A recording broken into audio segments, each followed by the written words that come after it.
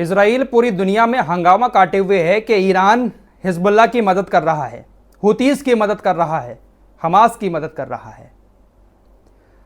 Gaza के अंदर Israel जो कुछ कर रहा है उसी की वजह से तो ईरान, हिजबुल्लाह और हमास इजराइल के खिलाफ हैं। अगर गाजा के अंदर सीज फायर हो जाता है तो लाल सागर में हुतीस भी अपने हमलों को बंद कर देंगे। पूरी दुनिया हुतीस के ऊपर भी नजर गड़ाए हुए बैठी है। ऑपरेशन लॉन्च किए जा रहे हैं हुतीस को रोकने के लिए। लेकिन हुतीस की भी सिर्फ इतनी सी मांग है कि गाजा के अंदर सीज फायर कर दे इजराइल, लाल सागर में हमले बंद हो जाएंगे। उधर हिजबुल्लाह ने भी आज कहा है, हिजबुल्लाह के नेता हसन नसरुल्लाह ने कहा कि हम बिना किसी शर्त के इस बॉर्डर पर जंग रोकने के लिए पूरी तरह से तैयार हैं। शर्त यह है कि गाजा के अंदर इजराइल सीज फायर करे। गाजा के अंदर सीज फायर कर दे, हम हर मोर्चे पर तुरंत जंग खत्म कर देंगे और एक भी हमला इजराइल की तरफ नहीं करेंगे। ये कोई छोटी बात नहीं है दोस्तों, ये बहुत बड़ी बात है। लेकिन दुनिया इस तरफ नहीं देखेगी। दुनिया इजराइल से ये नहीं कहेगी कि आप गाजा में जंग बंद कर दें। इजराइल लेबनान के बॉर्डर पर भी जंग करने की धमकियां दे रहा है और दुनिया के सामने रो भी रहा है कि हिजबुल्लाह हमारे ऊपर इतने हमले कर रहा है, ईरान पूरा उसका साथ दे रहा है, रशिया ईरान की मदद कर रहा है। न जाने कौन कौन से गणित जोड़कर ये लोग दुनिया के सामने रख रहे हैं। लेकिन बस एक छोटी सी बात है, गाजा में सीज फायर। गाजा के लोग अपनी जिंदगी अपनी मर्जी से जीना शुरू कर दें, इजराइल को हर मोर्चे से सुकून मिल जाएगा। लेकिन दिक्कत यह है कि अगर गाजा के अंदर सीज फायर हो जाता है तो फिर जो राजनीति चल रही है नेतन्याहू की, वो पूरी तरह से खत्म हो जाएगी। बेन गबीर जैसे नेता नेतन्याहू की कैबिनेट में शामिल हैं, सरकार गिरा देंगे। इसीलिए युद्ध नहीं बंद कर रहा है नेतन्याहू। जब नेतन्याहू अपनी करनी से बाज नहीं आ रहा है तो फिर ईरान, हिजबुल्लाह, हुतीस जैसे संगठन भी खुलकर फिलिस्तीन का साथ देते हुए इजराइल से जंग लड़ रहे हैं। ईरान के सुप्रीम लीडर अयतुल्लाह खामेनी ने एक बार फिर से कहा है कि ईरान हमेशा फिलिस्तीन और फिलिस्तीन के लिए काम करने वाले प्रतिरोध समूहों का समर्थन करेगा। गाजा में मासूम बच्चों की हत्या पर इजराइल ने अपनी सारी इज्जत खो दी है। एक बार फिर से हर तरह से समर्थन करने का ऐलान ईरान की तरफ से किया गया है। अब ऐसा नहीं है कि सिर्फ इसमें नुकसान गाजा की जानों का ही हो रहा है। इजराइल के सैनिक भी अब बुरी तरह से थक चुके हैं और लगातार इजरायली सैनिकों पर गाजा के अंदर और लेबनान के बॉर्डर पर हमले हो रहे हैं। आज ही की खबर है हिब्रू मीडिया इजराइल की, उसने बताया कि आज सुबह से 5 हेलीकॉप्टर गाजा से कई इजरायली अस्पतालों में उतरे हैं, मरे हुए और घायल इजरायली सैनिकों को लेकर। जिन अस्पतालों में उतरे हैं, हिब्रू मीडिया ने उनके नाम भी बताए हैं। इचिलोम अस्पताल, शीबा तेल हाशोमार अस्पताल, विलिंसन अस्पताल। इतने अस्पतालों में गाजा से सेना के हेलीकॉप्टर इजराइल के सैनिकों को लेकर पहुंचे हैं। तो ये सैनिक कौन हैं? ये वही सैनिक है जिनके ऊपर हमास ने हमला किया है।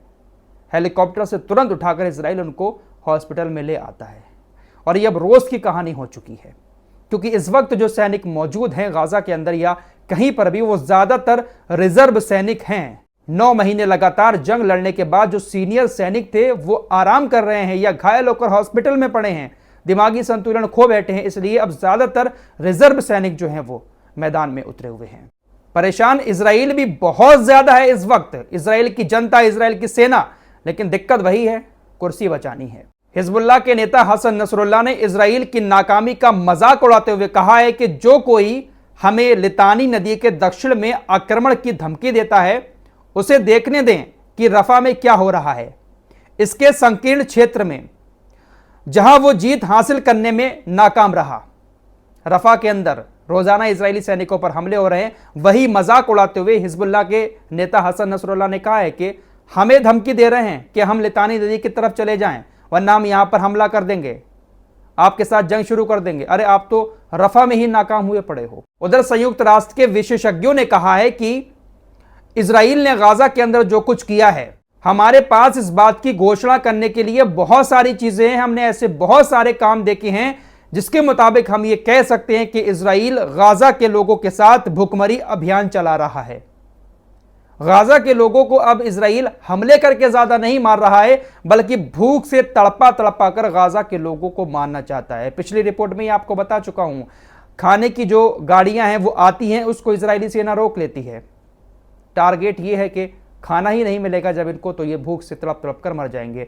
गाजा की सरकारी मीडिया कार्यालय की तरफ से जानकारी दी गई थी कि हजारों लोग ऐसे हैं जो भूख से मरने की कगार पर पहुंच चुके हैं। हमास की अल-कुद्स ब्रिगेड का कहना है कि हमारे मुजाहिदीन गाजा शहर के तेल अल हबा पड़ोस में पहले से लगाए गए जमीनी बमों से 3 ज़ायोनी सैन्य वाहनों को उड़ाने में सक्षम थे। हिजबुल्लाह के नेता हसन नसरुल्लाह का एक और बयान सामने आया है। उन्होंने कहा कि इजराइल को गाजा में युद्ध खत्म करना होगा, वरना हमारे पास उत्तरी इजराइल में इनके मेन जगहों को निशाना बनाने के लिए पर्याप्त रॉकेट और मिसाइलें हैं। उधर खबर ईरान से आ रही है। ईरान की IRGC ने उत्तरी पश्चिमी सीमाओं के जरिए ईरान के अंदर घुसने की कोशिश कर रही मोसाद की टीम को मार गिराया।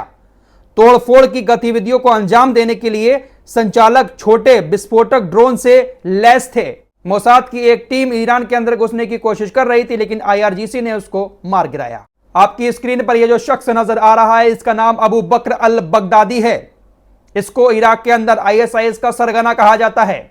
इराक की एक कोर्ट ने इसकी पत्नी को फांसी की सजा सुनाई है। इसका होलिया देखिएगा, ISIS का यह सरगना है, लंबी सी दाढ़ी है, जाहिर सी बात है हर कोई इसको मुसलमान ही समझता है, और नाम भी अबू बकर अल बगदादी। कितना तगड़ा नाम रखा है भाई साहब ने। लेकिन भाई किसके इशारों पर ये नाचते हैं, किसके इशारों पर ये इस्लामिक देशों में हमले करते हैं, मुस्लिम नाम रखकर, लंबी सी दाढ़ी लगाकर, आप सब लोग अच्छे से जानते हैं। और बदनाम होता है मुसलमान दुनिया भर का कि देखिए कैसे लंबी दाढ़ी वाले आतंकवादी हैं। इजरायली मीडिया की तरफ से एक और रिपोर्ट दी गई है कि सेना कई तरफ से जमीनी कार्रवाई के लिए तैयार है। हम लेबनान और सीरियाई मोर्चों पर कठिन लड़ाई के दिनों की उम्मीद करते हैं। चलते चलते एक बड़ी खबर आपको हसन नसरुल्लाह की और बता देता हूं। मुहर्रम का महीना चल रहा है। हसन नसरुल्लाह की तरफ से कहा गया है कि इस बार का जो अशुरा है, मुहर्रम की जो 10 तारीख होती है, उसको एक अलग स्थिति में बदलने की पूरी संभावना है। कुछ अजीब सी बात हसन नसरुल्लाह की तरफ से कही गई है अशुरा के दिन को लेकर। क्या अशुरा के दिन हिजबुल्लाह कुछ बड़ा करने वाला है? वक्त बताएगा। इस रिपोर्ट में इतना ही। कुछ और खबरों के साथ एक बार फिर आपके सामने हाजिर होऊंगा। तब तक के लिए अपना ख्याल रखिएगा। अल्लाह हाफिज।